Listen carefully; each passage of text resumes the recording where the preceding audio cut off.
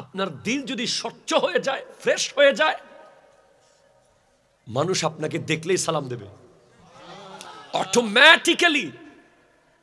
আল্লাহ জিবরিল আমিনকে বলে দেবেন, জিবরাইল, বাঞ্ছারামপুরের অমুককে আমি ভালোবাসি। সে তওবা করেছে, সাফ করে ফেলেছে, সে এখন বান্দা নাই, বন্ধু হয়ে গেছে। জিবরিল, আমি তাকে ভালোবাসি, বুখারীর হাদিস, তুমিও তাকে ভালোবাসো। জিবরিল আমিন বলবেন, আল্লাহ আমি ভালোবাসি। আসমানের ফেরেশতাদেরকে বলো তাকে যেন ভালোবাসে। ফেরেশতারাও তাকে ভালোবাসতেছে। যাও জমিনের প্রত্যেকটা মানুষের দিলে দিলে তার ভালোবাসা ঢুকিয়ে দাও, ঢুকিয়ে দাও, ঢুকিয়ে দাও। শাহজালাল কি পোস্টার লাগাইছিল কোনোদিন? পাবলিসিটি করছিল? চিনে না এমন লোক বাংলাদেশে আছে? বিশ্বে আছে? নাম শুনে না এমন কেউ আছে? গৌসুল আজম আব্দুল কাদের জিলানী রহমতুল্লাহ আলাই পোস্টার লাগাইছিলেন, ব্যানার, পাবলিসিটি। চিনে না এমন কোন লোক আছে? খাজা মঈনুদ্দিন চিশতি রহমতুল্লাহ আলাই, চিনে না এমন কোন লোক আছে? চেনাইছে কে? কে কে কে কে কে? তুমিও আজকে থেকে তেমন হওয়ার চেষ্টা করো। তোমার পোস্টার লাগাইতে হবে না, মানুষ তোমাকে দেখলেই সিনার সাথে জড়িয়ে নেবে। ভেলায়ত, আল ওয়ালিয়ু হুয়াস সাবিরু তাহতাল আমরে ওয়ান নাহি। ওলি হলো সে যে আল্লাহর আদেশ এবং নিষেধের উপরে বরাবর অটল থাকে। ওলিরা কখনো সকালবেলা খাবার না পাইলে বিকালবেলা আফসোস করে না। পান্তা ভাতার কাঁচামরিচ, আলহামদুলিল্লাহ। কিছুই নাই, আলহামদুলিল্লাহ।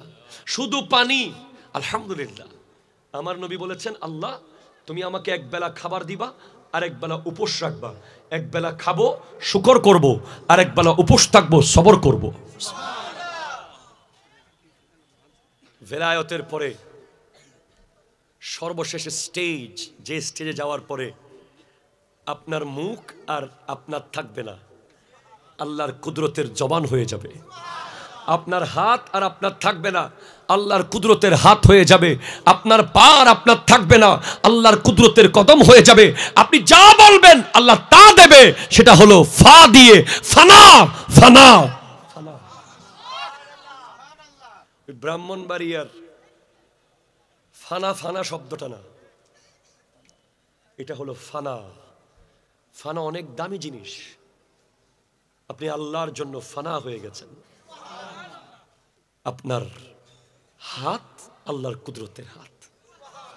আপনি যেখানে ধরবেন সেখানে যা বলবেন তা হবে। হযরতে ফুদাইল ইবনে আয়াস রহমতুল্লাহ আলাইহি, তিনি এক সময় বড় ডাকু ছিলেন, ডাকু, ডাকাত, সর্দার, যার কারণে রোডে মানুষ হাঁটতে পারতো না। একদিন এক কাফেলা যাচ্ছে, ডাকাতি করবেন, ঠিক সেই সময় কাফেলার ভিতর থেকে একজন কোরআন শরীফের একটা আয়াত পড়েছে। ওই আয়াত শোনার সাথে সাথে ওনার দিল পাল্টে গেছে। উনি তওবা করেছেন, এমন তওবা উনি যুগ শ্রেষ্ঠ ওলি হয়ে গেছেন।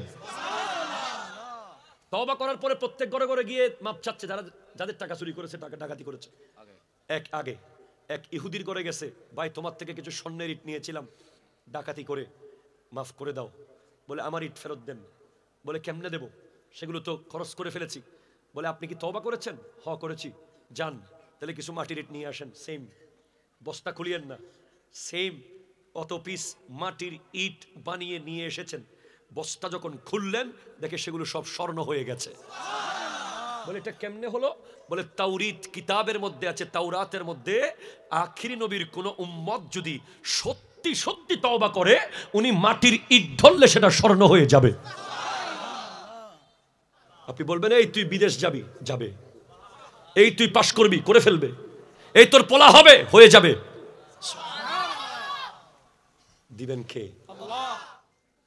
তওবার কারণে মদের বোতল দুধের বোতল হয়ে গেছে। হযরত ওমর ফারুক আজমের আমলে এক শরাবী মদ নিয়ে রাস্তায় হাঁটতেছে। তখন হযরত ওমর অনেক দূর থেকে, হযরত ওমর তো দেখলে শয়তান পালিয়ে যেত, ওই ব্যক্তি বলতেছে আল্লাহ আল্লাহ আল্লাহ আল্লাহ, তওবা করতেছি তওবা করতেছি তওবা করতেছি, ওমর থেকে বাঁচাও ওমর থেকে বাঁচাও ওমর থেকে বাঁচাও, আল্লাহ আল্লাহ আল্লাহ আল্লাহ, খাবো না আর খাবো না আর খাবো না।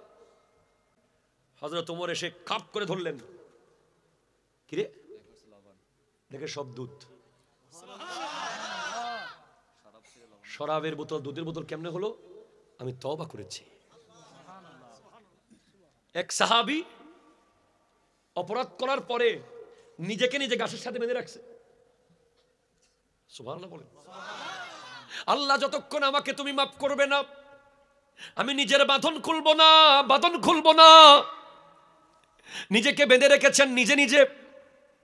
দিন যায় দিন যায়, ক্ষণ যায় ক্ষণ যায়, হঠাৎ করে খবর আসে ওই সাহাবীর ব্যাপারে ওহী হয়েছে, আল্লাহ তাকে মাফ করে দিয়েছে।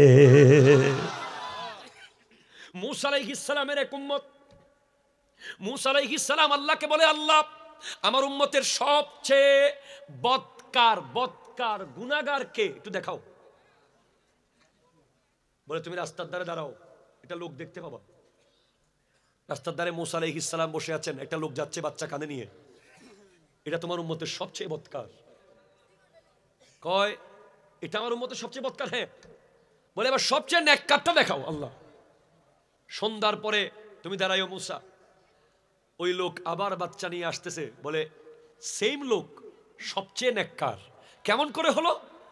ওই লোক যখন বাচ্চা নিয়ে জঙ্গলে গেছে, বাচ্চা বলছে আব্বা এই জঙ্গলের চেয়ে বড় কিছু আছে? বাপ বলতেছে আছে। কি? সাগর। সাগরের চেয়ে বড় কিছু আছে? বলে আছে। আকাশ। বাবা আকাশের চেয়ে তো বড় কিছু নাই? বলে আছে। আমার গুনাহ। বলে আব্বা তোমার গুনাহ চেয়ে তো তাইলে বড় কিছু আর নাই? বলে আমার গুনাহ চেয়ে বড় কিছু আছে, আল্লাহর দয়া, আল্লাহর দয়া, আল্লাহর দয়া।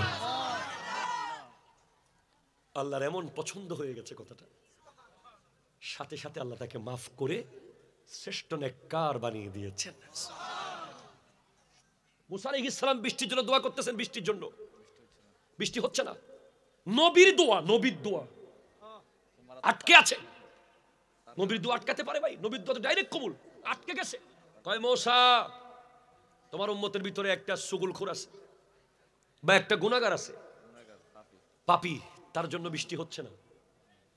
মূসা আলাইহিস সালাম গিয়ে বলে তোমাদের ভিতরে গুনাহগারকে বের হয়ে যাও। সে বলতেছে আল্লাহ আমি কি লজ্জিত হব? তোমার বান্দা না আমি?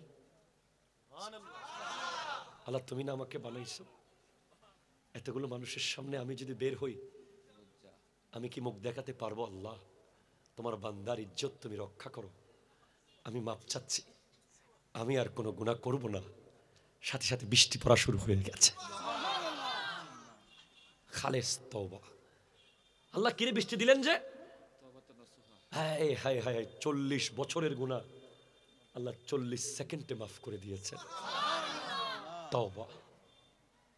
তওবার উপরে আপনি 1 দিন 2 দিন 3 দিন 4 দিন 5 দিন 10 দিন 20 দিন 30 দিন 40 দিন থাকেন, যদি থাকতে পারেন, নতুন এক দরজা উন্মুক্ত হবে আপনার সামনে। সেটার নাম হলো সাফা। সোয়াদ দিয়ে সাফা, সাফা, সাফা। ট্রান্সপারেন্সি, স্বচ্ছতা। বলেন এই মিশনটা কেমন লেগেছে?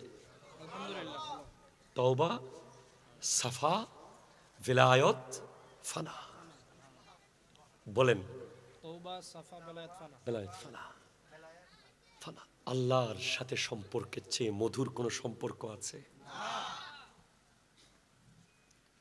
আল্লাহর সাথে যার কথা হয় তার চেয়ে পাওয়ারফুল কেউ পৃথিবীতে আছে? আমরা আল্লাহর থেকে অনেক দূরে চলে গেছি, অনেক দূরে। এই আধুনিকতার নামে বেহায়াপনা, এই মোবাইল, এই ইন্টারনেট, এই গেম, এই ইন্টারনেট, এই ব্যাটিং সাইট, মদ, জুয়া, মাদক আমাদেরকে আল্লাহ থেকে অনেক দূরে নিয়ে গেছে। আল্লাহ তো আমাদেরকে এক বেলাও শাস্তি দেয় নাই, ঠিক কিনা বলেন? ফিরে আসুন।